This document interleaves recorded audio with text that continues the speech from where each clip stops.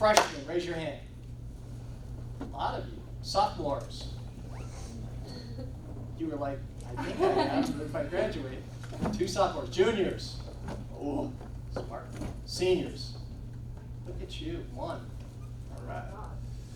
So I try to get a lay of the land so that I can customize this presentation. I did something different. I told Chris I was going to do something different than I normally do. What I normally do is I come in here and tell you what my background is, and then I ask you what you want to be when you grow up, and we delve into that.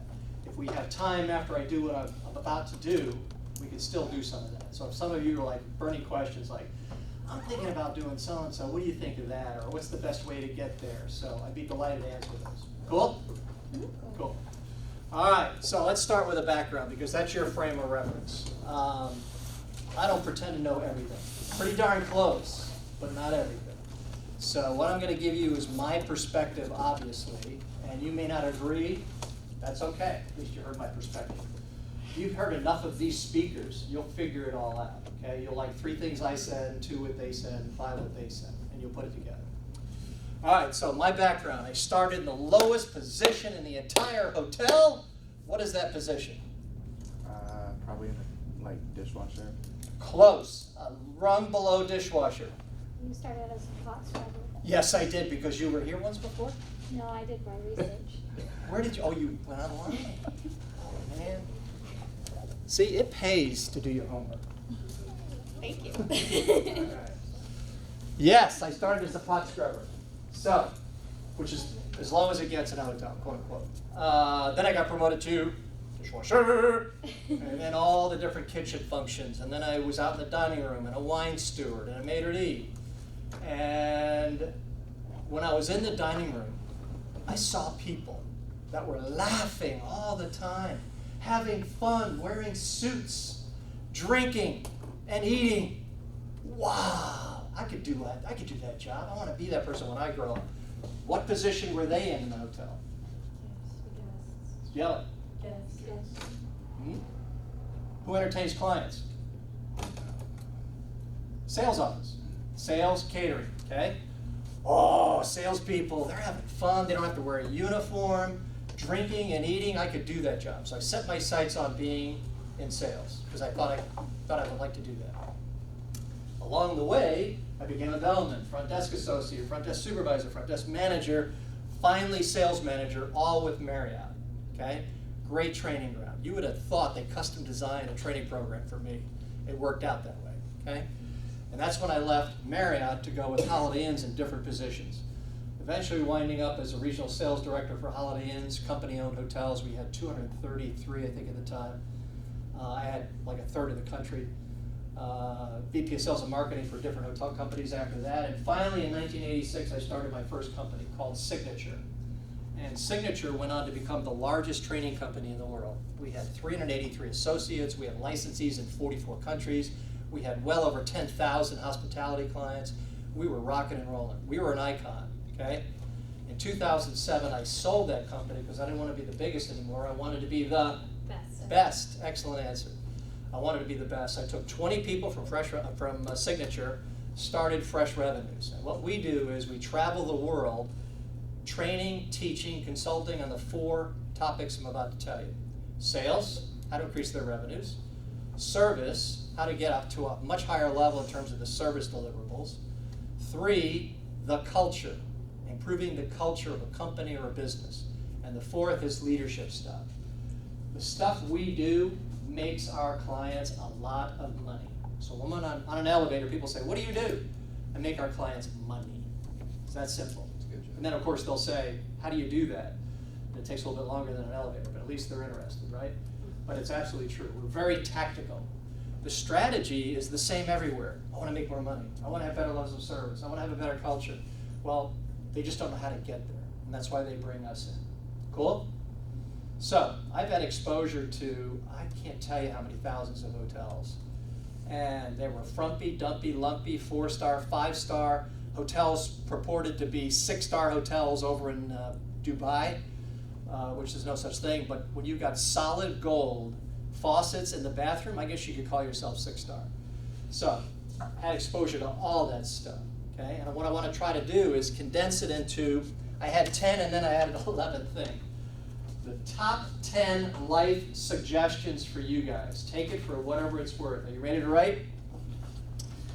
The first thing is, and I always do this at every class because I believe it, the coolest thing about hospitality for me was the fact that you had opportunities to go in different directions. When I first got into the hotel business, I thought I wanted to open a restaurant someday. So, hey, I'm going to learn how to open a restaurant and do food and beverage. And then I got into it, I said, man, I'll be dead by then because this is hard work.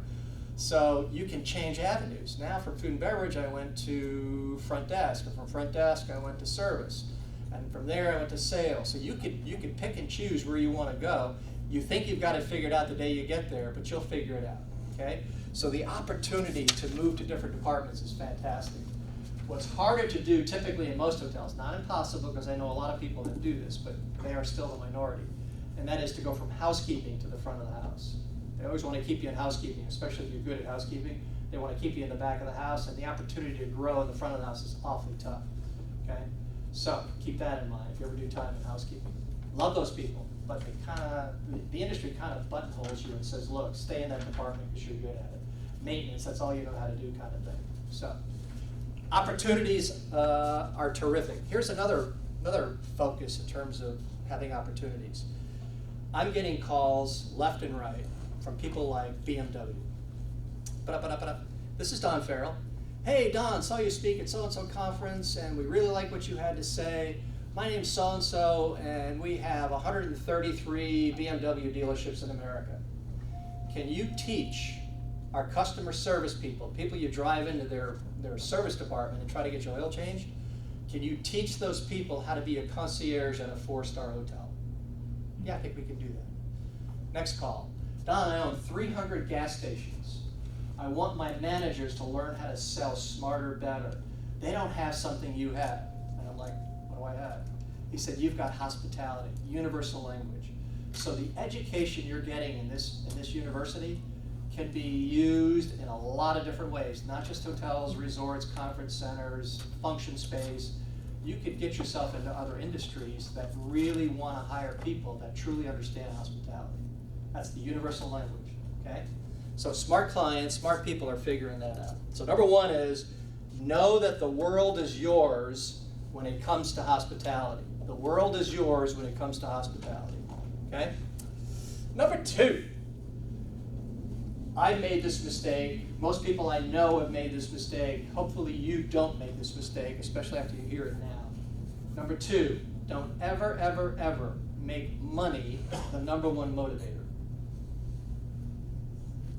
Because when you do, you make mistakes like I made mistakes. So I'm working for Holiday Inns at the time, making really good money, and I get a call from a headhunter who wants to double my salary to live in Boston, which is a great place to live, and be a VP of marketing for a bunch of resorts and conference centers. Wow, for that kind of money, I don't care how bad the company is. This will be great. Well, it's not true. It's not true. Every month, at the end of the month, the owner would sit down with me. It was a personal attack on me and my family as to why so-and-so hotel wasn't making budget.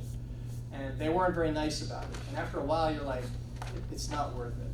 So please, never make making money your number one goal. Make your number one goal instead what you absolutely love to do, what you have passion for. That's where you should be headed.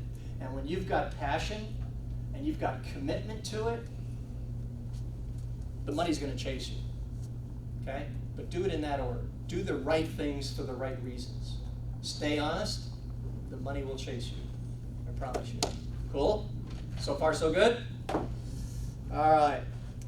Focus on the end game. This is still under the second one. I'm not going to get all religious on you, but I'll talk to people all the time, Chris, and I'll say, how old do you think you'll live? Oh, I don't know. Take a guess. 80? Okay, that's a good guess. 80 years. If you believe in a higher presence, that there's life after here on earth, you should stay focused on that.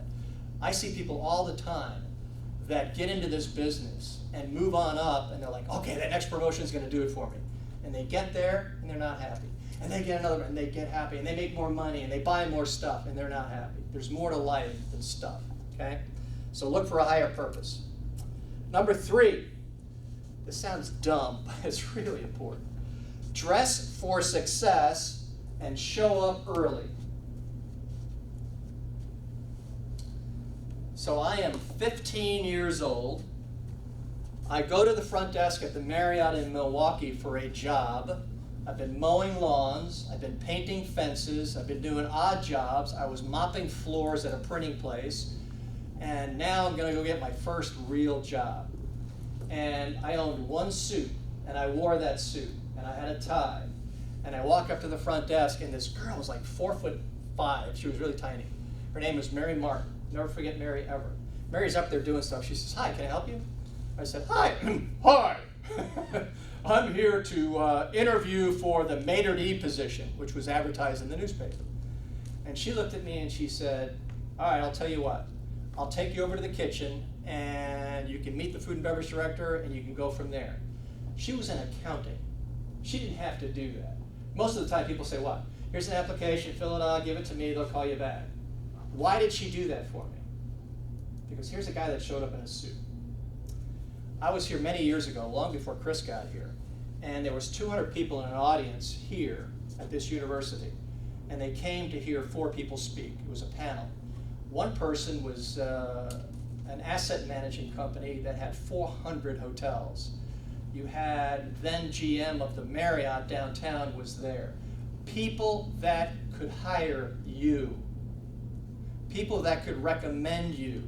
And we showed up in Led Zeppelin t-shirts. Now, I love Led Zeppelin, but if you want to get hired, you got to stand out. Buy a suit, rent a suit, borrow a suit, but look really professional.